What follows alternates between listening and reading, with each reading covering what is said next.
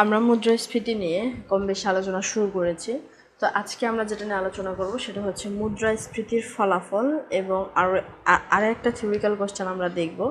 তো যেটা আমি বলি যে আমি এখানে যাই পড়াই না কেন সেটা সবগুলা সালের কোশ্চেন, অর্থাৎ তোমাদের এক্সামের জন্য তোমাদেরকে যেভাবে পড়তে হবে তো সেইভাবে আমি এখানে পড়া আসলে স্টার্ট করে দেই। তো এই কোশ্চেনগুলো যদি তোমরা আমার সঙ্গে পড়ো তোমাদের কিন্তু অ্যাকচুয়ালি সাজেশন পড়া হবে।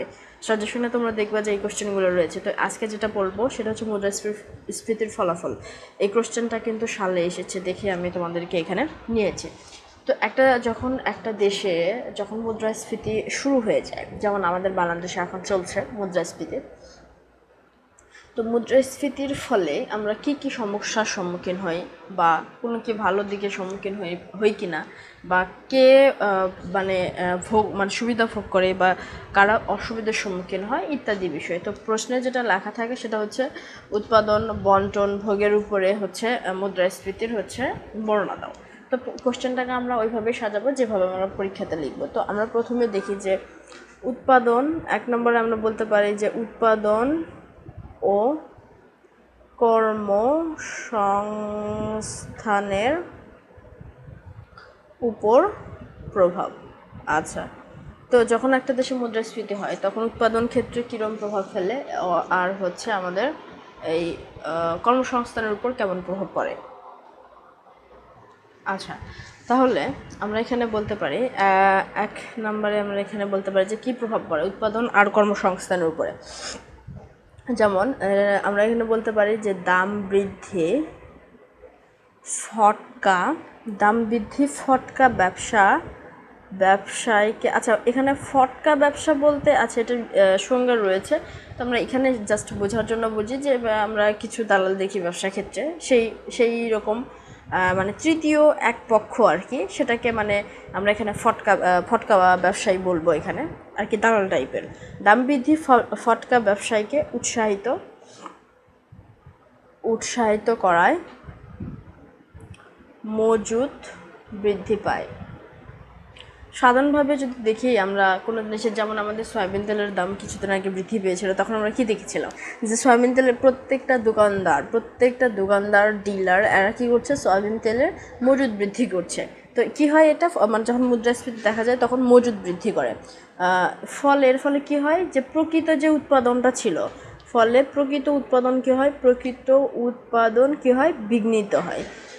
উৎপাদন বিঘ্নিত হয়। স্বাভাবিকের থেকে হয়তো বেশি উৎপাদন করতে হচ্ছে, মানে নির্দিষ্ট যে প্রক্রিয়াতে চলে সেই প্রক্রিয়াটা পুরোটা উল্টে যায় আর কি। তো স্বাভাবিকভাবে আমরা সয়াবিন তেলের ক্ষেত্রে বিষয়টা, এই যে প্রথম যে লাইনটা লিখেছি, তো এটা আমরা দেখতে পাই। আচ্ছা, তারপর এখানে কি হয় যে দাম বৃদ্ধি, তোমরা বই খুলে দেখবা যে মুদ্রাস্ফীতির উপর হচ্ছে উৎপাদন এবং হলো কি বললাম, উৎপাদন এবং কর্মসংস্থানের প্রভাব, এই বিষয়গুলো কিন্তু তোমরা ওখানে দেখতে পাবা যে দাম বৃদ্ধির দরুন কি হয়, এটা জনগণের উপরে কি হয়, জনগণের সঞ্চয় হ্রাস পায়।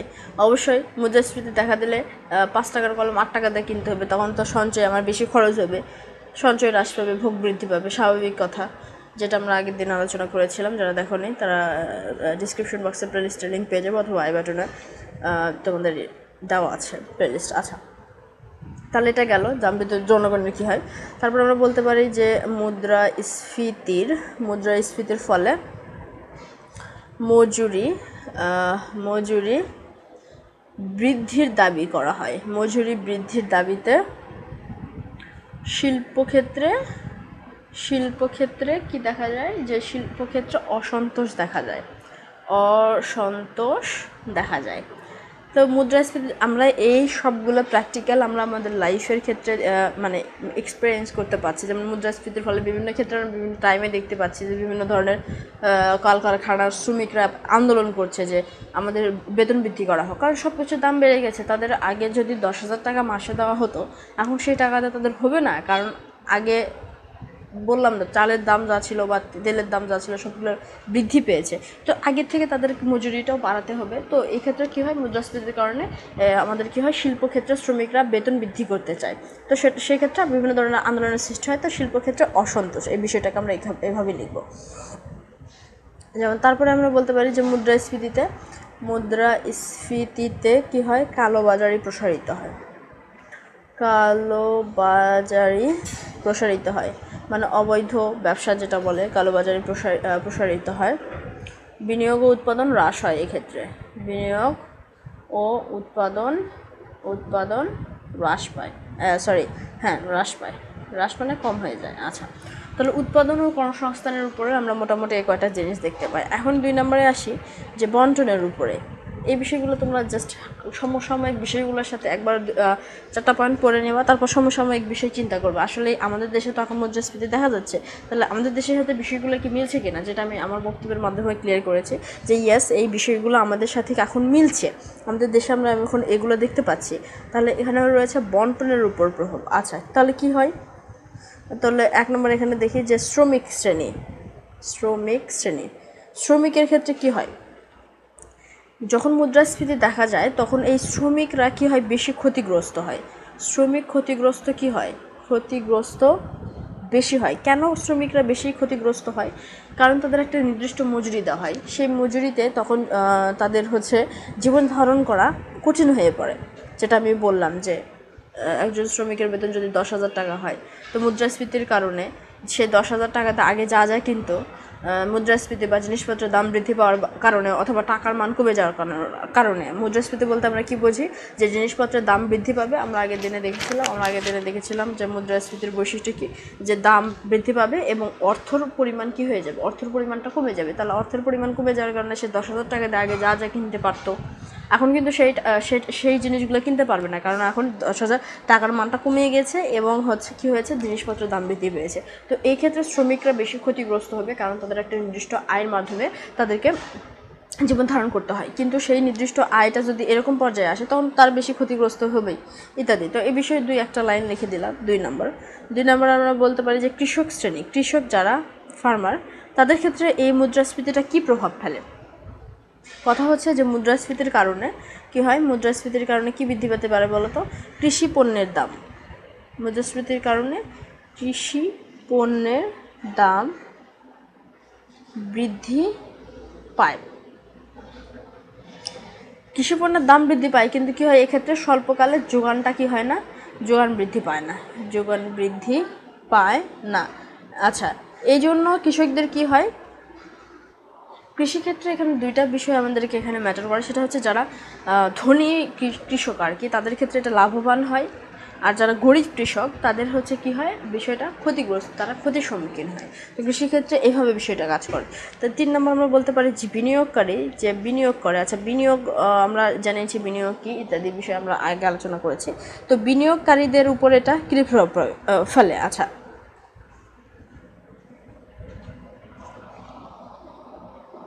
বিনিয়োগকারীর ক্ষেত্রে এখানে 2টা বিষয় কাজ করে। একটা হচ্ছে শেয়ারে যারা ব্যবসা করে, কোম্পানির শেয়ারে যারা বিনিয়োগ করে, তো এরা শেয়ারে বিনিয়োগকারীরা এখানে লাভবান হয়। শেয়ারে বিনিয়োগকারী লাভবান হয়। একটা বিষয় তোমরা এই বিষয়টা একটু সাধারণভাবে চিন্তা করো, পড়াশোনার বাদ, উইদাউট পড়াশোনাতে, যে এই শেয়ারে বিনিয়োগকারী কেন লাভবান হলো। ধরো আমি একটা জায়গায় কিনেছি, আচ্ছা এই জায়গাটা আমার একটা ফ্যাক্টরি আছে, 2010 সালে আমি এই ফ্যাক্টরিটা স্থাপন করেছি। যখন আমার ধরো খরচ হয়েছে 1 লাখ টাকা, ঠিক আছে, 1 লাখ টাকা, আমি নিজে এখানে 1 লাখ টাকার মধ্যে ধরো 50% শেয়ারে রয়েছে। তার মানে আমরা 2জন মিলে এই ব্যবসা প্রতিষ্ঠানটা করছি।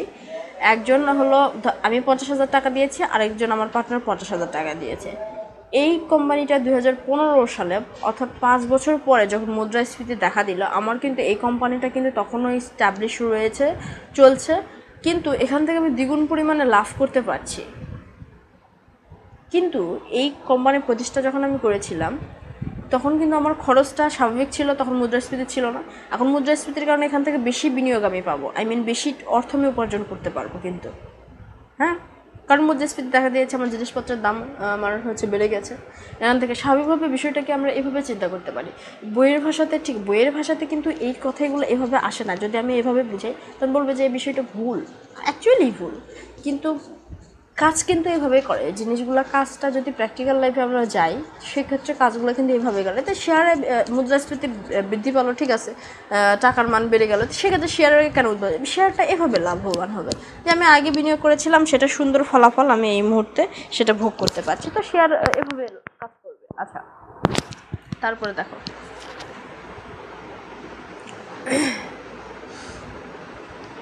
আমরা কি বলতে পারি এখন 4 নম্বরে উৎপাদক শ্রেণী।